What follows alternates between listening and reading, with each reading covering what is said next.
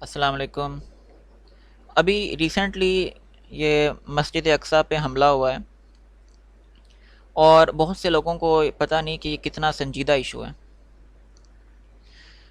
مسجد اقصیٰ پہ حملہ کا مطلب ہے کہ پوری اسلام کے اوپر اور مسلمانوں کے اوپر حملہ۔ یہ ایسے ہی ہے جیسے مکہ کے اوپر حملہ ہو رہا ہو۔ تو مسجد اقصیٰ پہ جو تاریخی اس کا جائزہ لیں تو حضرت سلیمان علیہ السلام اور رسول پاک کی معراج، اس طرح کے واقعات ایسوسیٹڈ ہیں، اور یہ ایک ہولی جگہ ہے، ایک مقدس مقام ہے مسلمانوں کا، جس کو تقریباً مکہ اور مدینے تک کی حیثیت حاصل ہے۔ تو یہ ایک اتنا چھوٹا ایشو نہیں، یہ بہت سنگین ایشو ہے جو ایک تیسری جنگ تک لے جا سکتا ہے، یہ تیسری جنگ تک لے جا سکتے ہیں۔ اور اس پہ ابھی فی الحال مسلم ریاستوں کے لیڈرز نے کوئی خاص رد عمل فی الحال نہیں دیا۔ مین ایشو ابھی یہ ہے کہ مسجد اقصیٰ کو سیل کر دیا گیا رمضان کے اندر، رمضان کے آخری عشرے کے اندر مسجد اقصیٰ کو سیل کر دیا گیا، جو ایک بہت بڑا ایشو ہے، یعنی مسلمانوں کا انٹری بند کر دیا مسجد اقصیٰ میں۔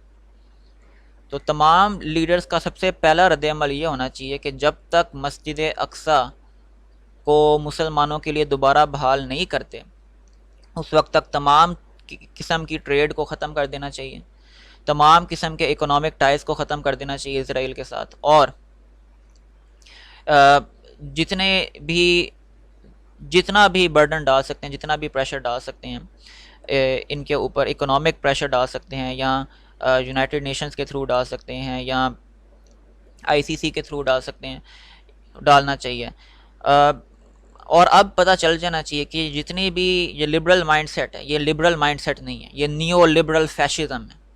یہ ویسٹ اور یہ امریکہ اور یورپین یونین کا آپس میں مل کے ایک نیو لبرل فیشزم ہے مسلمانوں کے اوپر۔ کسی قسم کا وہ روک تھام نہیں کریں گے مسلمانوں کے خلاف اسرائیل کی بربریت کو، کیونکہ کوئی بھی چیز مسلمانوں کے خلاف ہے تو وہ جائز ہے۔